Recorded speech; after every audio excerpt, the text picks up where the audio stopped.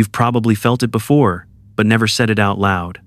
Not doubt, not disbelief, just a question that didn't sit right. And the strange part is, it didn't come from an argument. It came quietly, almost politely. The kind of question that doesn't attack your belief, but somehow makes it harder to hold. And once it shows up, it doesn't leave. It was never the arguments. Most people think belief is challenged by debates. Big arguments, loud voices. Two people trying to win, like it's some kind of intellectual boxing match where someone walks away with a trophy and the other with a bruised ego. But that's almost never what actually shakes someone. Because arguments are predictable. You know the roles, you know the lines. You've heard them before, maybe even practiced them in your head while doing something completely unrelated, like washing dishes or pretending to listen during a family dinner. You pick a side, you repeat what you've learned, and you hold your ground. Makes sense, right? There's a strange comfort in that. Even when the other person sounds confident, even when they throw in facts or logic that you weren't expecting, it still feels manageable. Because deep down, you're not really there to question your belief, you're there to protect it. And most of the time, you do. You walk away thinking, well, they had some points, but I still believe what I believe. Case closed, or at least temporarily closed. But a quiet question does something arguments never do. It doesn't stand in front of you, it slips in beside you. It doesn't try to defeat you, it just sits there, like an unexpected thought that showed up uninvited and decided to stay a little longer than it should. And the strange part is, you don't immediately push it away. Because it doesn't feel like a threat. At first. Because a question doesn't demand defense. It doesn't force you to respond right away. It doesn't raise your guard. It lowers it. And that's where things start to shift. You can argue with a person. You can dismiss them. You can even label them and move on. But you can't do that with a question that came from your own mind. That's like trying to argue with your reflection in the mirror. It gets awkward very quickly. So instead, you carry it. You go about your day, you continue as usual, but every now and then, it comes back. Not loudly, not dramatically, just enough to remind you that it's still there. And here's the uncomfortable truth. You can win an argument, but you can't win against something that refuses to fight you. You can only carry it. And once you start carrying it, even lightly, even casually, something subtle begins to change. Not your belief, not yet, just the feeling of certainty around it. And that's where the real discomfort begins. The question that feels too simple. Here's one that sounds almost too harmless to matter. It doesn't sound philosophical. It doesn't sound dangerous. In fact, it sounds like something you could brush off in 2 seconds and move on. If you were born somewhere else, would you believe the same thing? That's it. No accusation hiding inside it. No tone. No pressure. Just a simple shift in location. Like someone asking what your life would look like if you grew up in a different town. Easy question, right? But then it lingers. Because it doesn't ask what is true, it asks why you believe what you believe, and suddenly, the ground feels a little less stable. You start to realize that belief might not have started with a careful decision. It didn't begin with you sitting down, comparing ideas, weighing evidence like a judge in a courtroom. It started much earlier than that, quietly, naturally. Without you even noticing. It started where you were born. Your environment shaped it. Your family passed it on. Your culture reinforced it. And over time, it stopped feeling like something given to you.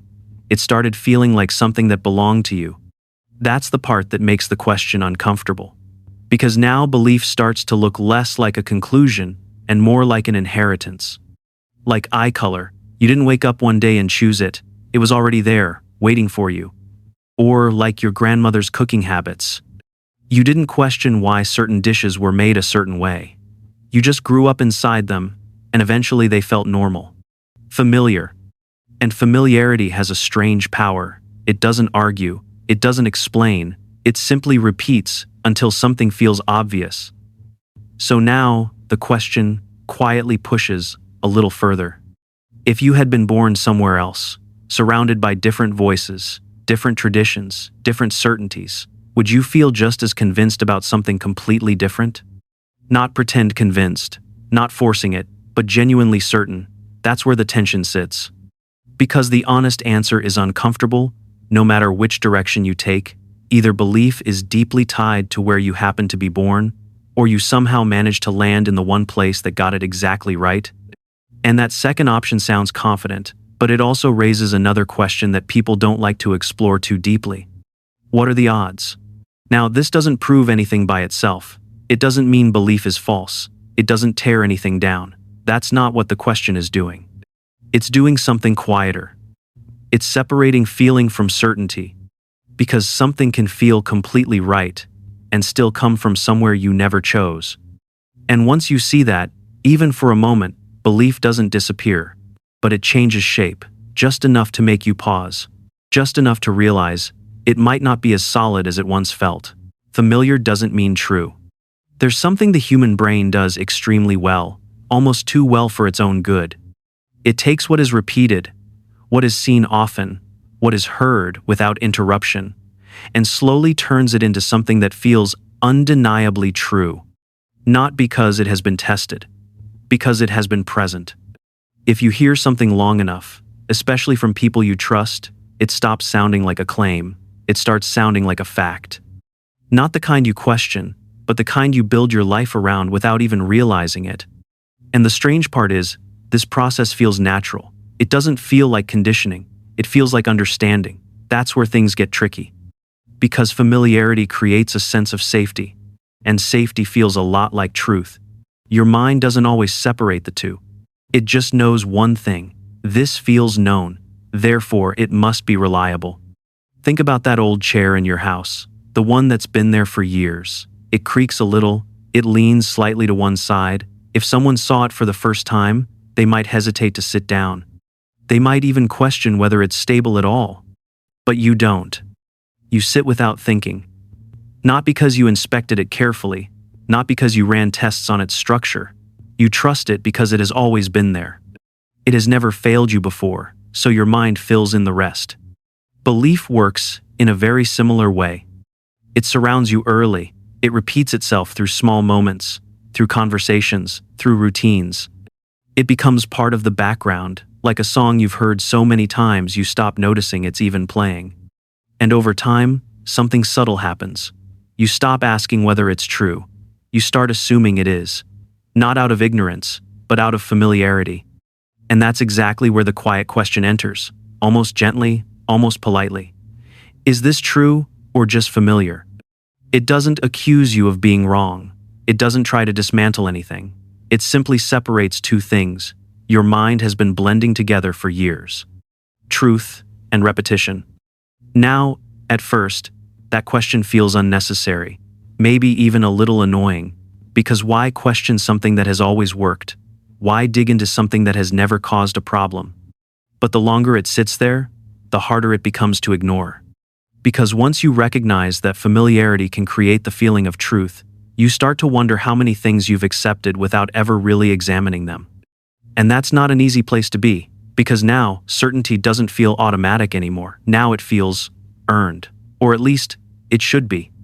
And that small shift, that quiet separation between what feels true and what actually is true, creates a kind of discomfort that arguments never could. Because it doesn't challenge your belief directly. It challenges how you came to trust it in the first place. The morality problem no one likes. Another question shows up, and this one doesn't knock. It just walks in and sits down like it owns the place. If belief is needed to be good, why are there good people without it? Now, things get a little awkward. Because this isn't theoretical. You've met them, not once, not twice, but enough times that it's hard to dismiss. Kind people, honest people. The kind who return lost wallets, who help strangers without making a speech about it, who show up when it actually matters. And here's the uncomfortable part. They don't believe.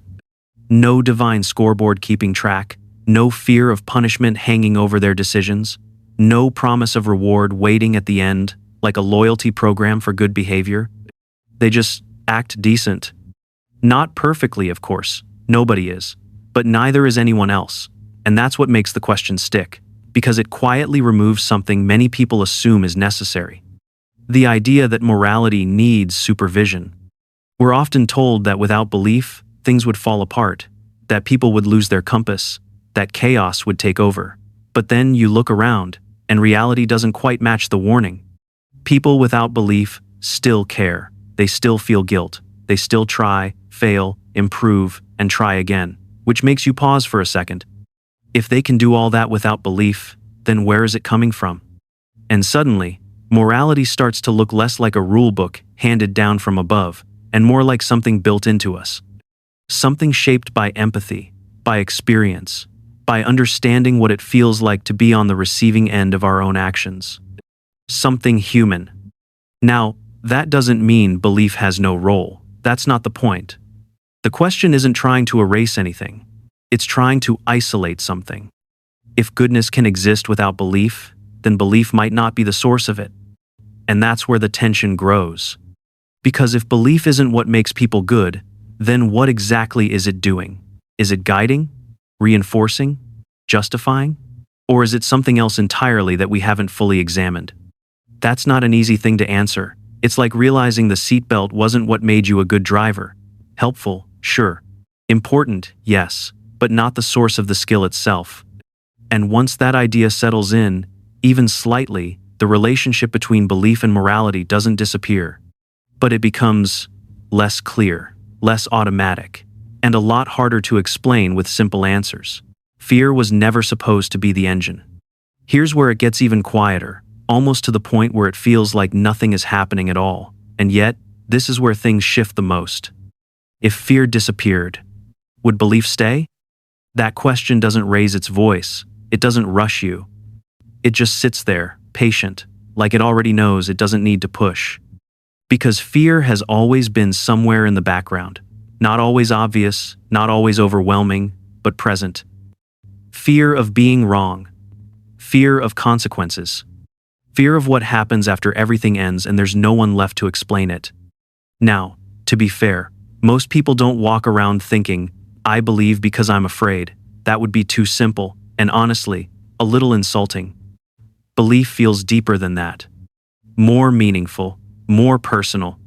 But the question isn't saying fear is the only reason. It's asking if it's part of the reason. And that's where it becomes difficult to ignore. Because if you quietly remove fear from the equation, even just as a thought experiment, something changes. The weight shifts, the urgency softens. The need to hold on, as tightly as before, relaxes just a little. Belief becomes lighter. Not necessarily weaker, just less tied to consequence, less anchored to what might happen if you let go. And in that lighter state, something unexpected appears. Choice. And sometimes, that choice makes belief feel optional in a way people don't like to admit. Not optional as in unimportant, but optional as in not enforced by fear anymore. Now, no one enjoys sitting with that idea. It feels like pulling a thread you're not sure you want to follow.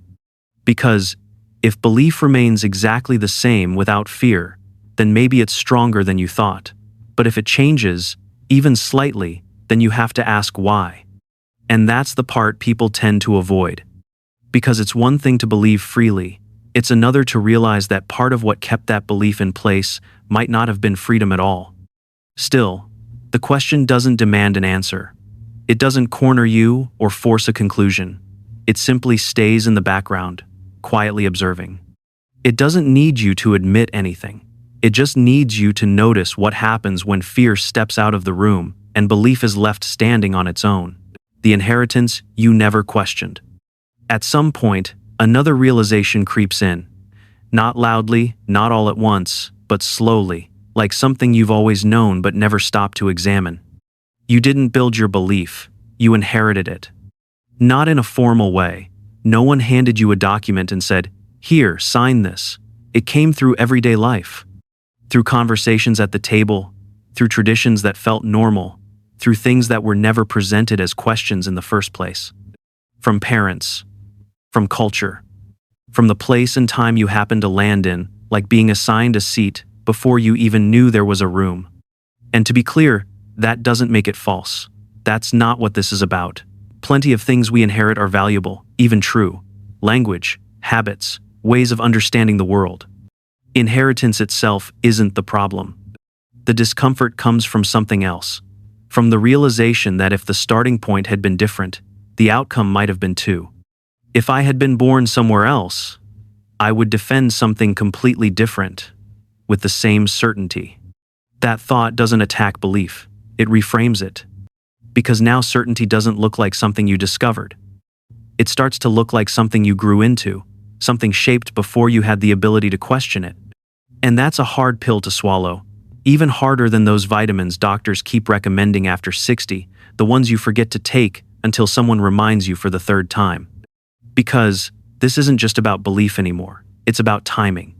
The timing of where you were born, the timing of who influenced you first, the timing of which ideas reached you before you had the tools to examine them. And once you see that, something subtle changes. Belief stops feeling like a fixed point. It starts to feel like a path, one that could have gone in another direction under slightly different circumstances. That doesn't mean your current path is wrong, but it does mean it wasn't inevitable. And that realization creates a quiet kind of tension. Not loud enough to reject what you believe, but strong enough to make you pause and wonder how much of your certainty comes from truth, and how much comes from the moment you happen to arrive. The question that doesn't need an answer. Here's the thing about these questions. They don't behave the way you expect. They don't demand answers. They don't chase you down or corner you into some kind of conclusion.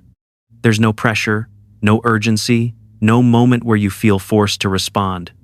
They just sit there, quietly. And that's exactly why they're powerful. Because arguments have an end. Even the longest debates eventually run out of energy. People get tired, they repeat themselves, or they simply walk away and go back to their day. There's a sense of closure, even if nothing was truly resolved. But unanswered questions don't work like that. They don't need closure, they linger. Not constantly, not in a way that disrupts your entire day. It's more subtle than that. They show up in the background, during quiet moments, when your mind isn't occupied with something else. While driving, while waiting, while sitting in silence without distractions. Right when you think everything is settled, they return. Not louder, not more aggressive, just present. And the strange part is, you don't experience them as an attack. There's no defensiveness, no immediate resistance. It feels more like a loose thread you keep noticing, but haven't pulled yet. You know it's there. You know you could ignore it. But you also know it hasn't gone away. That's what makes them different. They don't try to destroy belief. They don't come in like a storm, trying to tear everything down at once. That would be easier to deal with, in a way. You could resist it, push back, rebuild. Instead, they do something much quieter. They loosen it, just enough to create space. Not enough to make everything collapse, not enough to force a dramatic change, just enough that certainty doesn't feel as tight as it used to. Like a knot that hasn't come undone, but isn't pulled as firm anymore. And once that small shift happens, even slightly, things don't feel exactly the same. Because belief isn't just about what you think, it's about how firmly you hold it. And these questions, without ever asking for an answer, gently change that grip. The real fear no one talks about. People often say they're afraid of losing belief. That's the surface explanation. It sounds reasonable, even honest. After all, belief can feel like a foundation, something you stand on, something that gives structure to everything else. But that's not quite it. Because if you look closer, the fear isn't really about losing something, it's about realizing something. The real fear is this quiet, uncomfortable thought that slips in when everything else goes quiet. What if I've been certain, without fully knowing why? That's the part that unsettles people. Not that belief is wrong, that would almost be easier to deal with. You could argue against it, defend it, push back. There's a clear direction when something feels like an attack. But this isn't an attack. It's a shift in awareness. Because certainty feels strong. It feels earned. It feels like something you arrived at after enough time, enough thought, enough experience. It becomes part of your identity, something you don't just believe, but something that feels like you. And then, slowly, that feeling gets questioned. Not aggressively, not all at once, but just enough to create distance between you and that certainty. And in that small gap, something uncomfortable appears. You start to wonder how much of that certainty came from understanding and how much came from repetition, environment, timing. That's not an easy distinction to make, because now it's not about defending belief against others, it's about examining it from within. And that's a much harder place to stand. There's no opponent, no clear argument to respond to, just you, and a question that doesn't need to prove anything. And once you see that, even for a moment, it leaves a mark. Not a dramatic one, not something that changes everything overnight, but something subtle, something that stays in the background. Because awareness doesn't reverse easily. Once you notice that certainty can exist without full understanding, you can't completely return to the way it felt before. You can still believe. You can still hold on to what matters to you. But it doesn't feel exactly the same. There's a layer of reflection now, a quiet recognition that certainty isn't always as solid as it appears. And that's the real fear no one talks about, not losing belief, but seeing it clearly. These questions aren't loud, and that's exactly why they're easy to underestimate. They don't try to convert you, they don't try to win, and they don't demand that you change anything overnight. They just open a door and step aside. You can ignore it. You can close it. You can even laugh it off and move on, like one of those "I'll start eating healthy next Monday" promises that quietly disappear by Tuesday. But once you've heard the question, it doesn't fully leave. It sits somewhere in the background, not bothering you, not pushing you, just waiting. Not to destroy what you believe, but to do something more subtle, to make you pause and ask, honestly, without pressure or fear, why do you believe it at all?